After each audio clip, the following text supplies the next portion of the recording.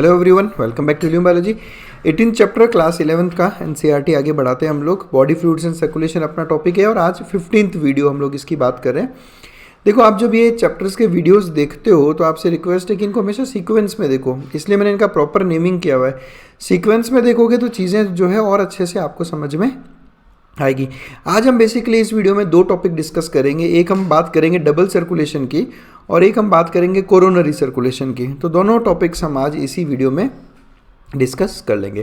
पहले चलते हैं डबल सर्कुलेशन की तरफ। देखो, डबल मतलब कि दो बार, और सर्कुलेशन यानी ब्लड का सर्कुलेशन, यानी हमारी बॉडी में, इनफैक्ट केवल ह्यूमन बींग्स में नहीं, मैमल्स में भी और इवन बर्ड्स में भी जो ब्लड का सर्कुलेशन हो रहा है वो डबल हो रहा है, मतलब दो अलग अलग सर्किट में सर्कुलेशन हो रहा है।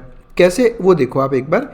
देखो, हमने हार्ट का पूरा फंक्शनिंग पढ़ा, कार्डियक साइकिल पढ़ा, सर्कुलेशन पढ़ा। हमने उसमें क्या पढ़ा कि बॉडी से जो डीऑक्सीजनेटेड ब्लड है वो हार्ट में पहुंचता है राइट ऑरिकल में, फिर वो राइट ऑरिकल से राइट वेंट्रिकल में जाता है, राइट वेंट्रिकल से फिर वो पहुंचता है लंग्स में वाया पल्मोनरी आर्टरी, फिर लंग्स उसको ऑक्सीजनेट करेगा, ऑक्सीजनेट करके उसको पल्मोनरी वेन से वापस हार्ट में भेजता है, और बाद में हार्ट उस ऑक्सीजनेटेड ब्लड को वापस बॉडी में ट्रांसफ़र करता है।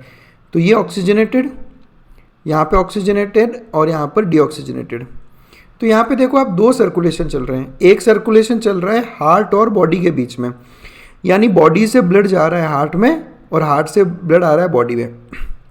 सिमिलरली एक सर्कुलेशन चल रहा है हार्ट और लंग्स के बीच में, हार्ट से लंग्स में जाता है ब्लड और फिर वापस लंग्स से हार्ट में आता है।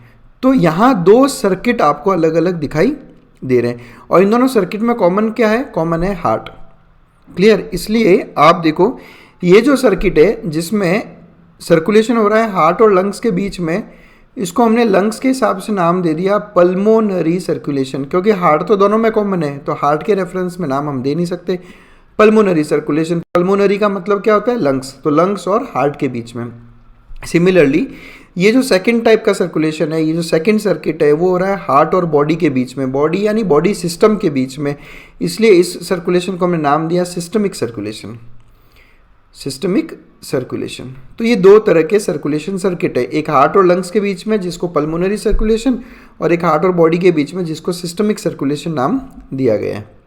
ये पिक्चर देखें आप, ये पिक्चर शायद मैंने आपको पिछले वीडियो में भी दिखाया था। इस पिक्चर में एक क्लियर हम बता रहे हैं कि किस तरह से बॉडी से डीऑक्सीजनेटेड ब्लड हार्ट में जा रहा है, हार्ट से ऑक्सीजनेटेड ब्लड बॉडी में आ रहा है। सिमिलरली हार्ट से डीऑक्सीजनेटेड ब्लड लंग्स में जा रहा है और लंग्स से ऑक्सीजनेट होकर ब्लड वापस हार्ट में आ रहा है। तो यहाँ दो सर्किट बन रहे हैं, एक पल्मोनरी सर्कुलेशन हार्ट और लंग्स के बीच में, एक सिस्टमिक सर्कुलेशन हार्ट और बॉडी सिस्टम के बीच में। इसी को हम कहते हैं डबल सर्कुलेशन, यानी दो दो सर्कुलेशन के सर्किट यहाँ पर बन रहे हैं। और ये कैरेक्टरिस्टिक फीचर होता है किस किस में? केवल ह्यूमन बींग्स में नहीं, एव्स यानी बर्ड्स में भी आपको ये मिलेगा। उसके अलावा जितने भी मैमल्स हैं उन मैमल्स में भी डबल सर्कुलेशन देखने को मिलेगा आपको। और उसके अलावा क्रोकोडाइल्स, जो एक टाइप का रेप्टाइल है, इनके अंदर भी आपको डबल सर्कुलेशन देखने को मिलेगा यहाँ पर। ठीक है, तो ये आपको याद रखना है एनिमल डाइवर्सिटी वाले चैप्टर के हिसाब से।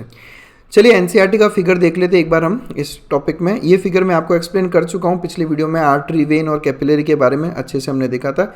यहाँ डबल सर्कुलेशन इन्होंने शो कर रखा है कि बॉडी से डीऑक्सीजनेटेड ब्लड आया राइट ऑरिकल में, राइट ऑरिकल से गया राइट वेंट्रिकल में, राइट वेंट्रिकल से ये पल्मोनरी आर्टरी से होता हुआ लंग्स में पहुँचता है, जहाँ लंग्स इसमें ऑक्सीजन ऐड करते हैं, CO2 रिमूव करते हैं, बाद में पल्मोनरी वेन से ये हार्ट में आता है, लेफ्ट ऑरिकल से लेफ्ट वेंट्रिकल, फिर लेफ्ट वेंट्रिकल से एओर्टा से होते हुए वापस ये पूरी बॉडी में ट्रांसफ़र किया जाता है। बॉडी इसमें से ऑक्सीजन कंज्यूम कर लेगी और इसमें कार्बन डाइऑक्साइड वापस डाल देगी, ब्लड डीऑक्सीजनेट होकर वापस हार्ट में पहुंच जाएगा।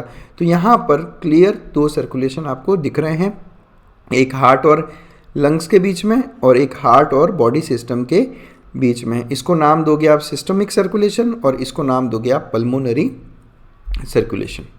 ये होता है डबल सर्कुलेशन।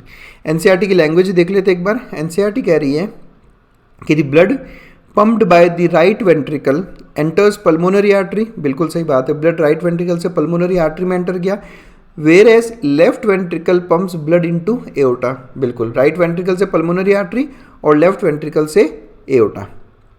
अब deoxygenated blood pumped into pulmonary artery is passed on to lungs, pulmonary artery से डीऑक्सीजनेटेड ब्लड कहाँ जाएगा? लंग्स में। From where oxygenated blood is carried by pulmonary veins into left atrium. Lungs में जाने के बाद इस डीऑक्सीजनेटेड ब्लड में से CO2 निकाल ली जाएगी, O2 डाल दी जाएगी, और अब वहाँ से ये जो ब्लड ऑक्सीजनेट होकर पल्मोनरी वेन से होता हुआ लेफ्ट एट्रियम में पहुँच गया। This pathway constitutes the pulmonary circulation. इसको हम कहते हैं पल्मोनरी सर्कुलेशन। समझ में आया? हार्ट और लंग्स के बीच का जो सर्कुलेशन है वो पल्मोनरी सर्कुलेशन कहलाता है। नेक्स्ट बात करते हैं सिस्टमिक सर्कुलेशन की। तो oxygenated blood entering aorta is carried by a network of arteries, arterioles and capillaries to tissue. कल हमने देखा किस तरह से हार्ट से आर्टरीज, फिर आर्टरी की ब्रांचेस आर्टीरियोल्स, फिर आर्टीरियोल्स की ब्रांचेस कैपिलरीज जो है इस ऑक्सीजनेटेड ब्लड को टिश्यूज़ तक लेकर जाती है। अब एनसीईआरटी ने जब ब्लड वेसल्स वाला पूरा सिस्टम एक्सप्लेन किया तो उसमें उन्होंने आर्टीरियोल्स का नाम नहीं लिया, लेकिन उन्होंने आर्टीरियोल्स यहाँ पे एक्सप्लेन किया हुआ है, इसलिए मैंने आपको पिछले वीडियो में वहाँ पर आर्टीरियोल्स के बारे में बताया था।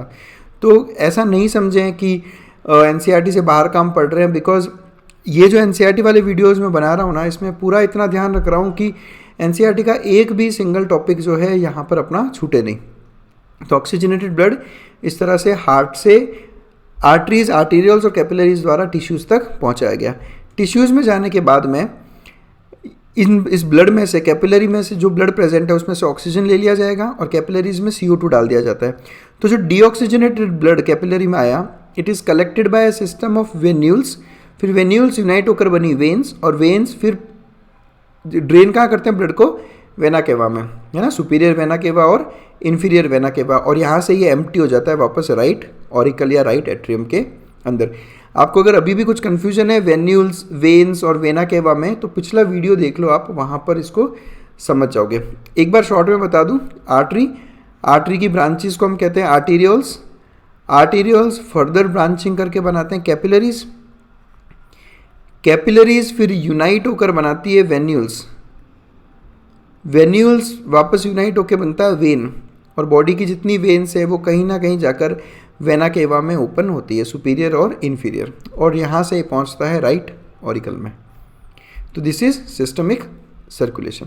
अब सिस्टमिक सर्कुलेशन क्या कर रहा है? देखो फंक्शन अगर आपसे पूछा जाए कि पल्मोनरी सर्कुलेशन और सिस्टमिक सर्कुलेशन का फंक्शन क्या है, तो पल्मोनरी सर्कुलेशन का क्या फंक्शन होगा कि लंग्स तक डीऑक्सीजनेटेड ब्लड पहुँचाता है, फिर लंग्स उसको ऑक्सीजनेट करता है और ऑक्सीजनेटेड ब्लड को वापस हार्ट में लेके आता है। सिस्टमिक सर्कुलेशन का क्या काम होगा? ऑक्सीजनेटेड ब्लड को बॉडी में पहुंचाना, जहाँ पे बॉडी टिश्यूज़ उसमें से ऑक्सीजन ले लेंगे और सेल्स में बन रही CO2 को वापस ब्लड में डाल देंगे, जिससे अब वो ब्लड को वापस हार्ट में लेकर जाता है। तो ये सिस्टमिक सर्कुलेशन का काम होता है। तो सिस्टमिक सर्कुलेशन प्रोवाइड्स न्यूट्रिएंट्स, ठीक है, oxygen and other essential substances to tissues and takes CO2 and other harmful substances away for elimination. जैसा हमने कल भी जो वीडियो बनाया था उसमें हमने देखा था कि किस तरह से कैपिलरीज में से न्यूट्रिएंट्स टिश्यूज़ में चले जाते हैं, न्यूट्रिएंट्स मतलब कि glucose, amino acids, oxygen tissues में चला जाएगा, और दूसरे एसेंशियल सब्सटेंसेस जैसे कि हॉर्मोन्स ये ब्लड में से टिश्यूज़ में चले जाते हैं। और टिश्यूज़ में से क्या क्या आता है? टिश्यूज़ में से कार्बन डाइऑक्साइड निकल जाएगा और दूसरे हार्मफुल सब्सटेंसेस जैसे कि nitrogenous waste, urea, uric acid, वो सब, ताकि इनको एलिमिनेट किया जा सके। तो ये था सिस्टमिक सर्कुलेशन और पल्मोनरी सर्कुलेशन, और इन दोनों को कंबाइंडली हम कहते हैं डबल सर्कुलेशन। नेक्स्ट बात करते हैं हम कोरोनरी वेसल्स की। कोरोनरी वर्ड बेसिकली हार्ट को रिप्रेजेंट करता है, ठीक है। देखो इसका मतलब समझो आप, इसका कंसेप्ट समझें आप। देखो हमने क्या कहा, हार्ट काम करता है बिकॉज ऑफ मायोकार्डियम। मायोकार्डियम क्या है? जो कार्डियक मसल्स हैं। अब आप खुद देखें, आपका हार्ट 24 घंटे काम करता है, ऐसा तो है नहीं कि आप सोते हो और हार्ट रेस्ट करेगा, नहीं। कार्डियक मसल्स 24 घंटे काम करती है, यानी कार्डियक मसल्स को भी एक कंटिन्यूस सोर्स चाहिए होगा ग्लूकोज का और ऑक्सीजन का। न्यूट्रिएंट्स इसे भी चाहिए, ऑक्सीजन इसे भी चाहिए, ताकि ये एनर्जी बना सके। भाई सेल्यूलर रेस्पिरेशन होगा तभी एनर्जी बनेगी, एनर्जी बनेगी तो ही कार्डियक मसल्स काम करेगी। यानी मायोकार्डियम को खुद को ब्लड की ज़रूरत तो पड़ेगी ही पड़ेगी। तो कोरोनरी वेसल्स, यानी कि कोरोनरी मतलब हार्ट, तो कोरोनरी वेसल्स वो वेसल्स हैं जो हार्ट की वॉल को जो है ब्लड सप्लाई करती है।